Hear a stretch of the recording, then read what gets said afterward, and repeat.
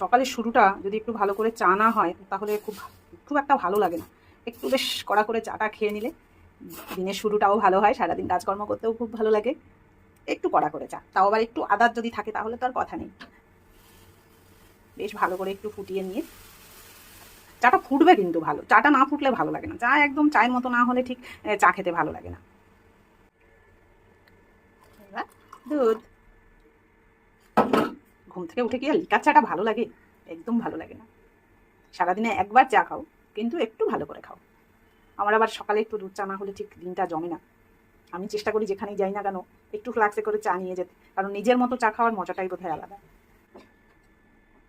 কে কে আমার মতো এরকম চা খেতে পছন্দ করো, প্লিজ প্লিজ একটা কমেন্ট করে জানাবে যে কার কার এরকম চা ভালো লাগে। হয়ে গেছে চাটা, এবার সেঁকে নেবো। চা খেতে খুব ভালোবাসি তো, সেই জন্য চাটা একটু বেশি দরকার।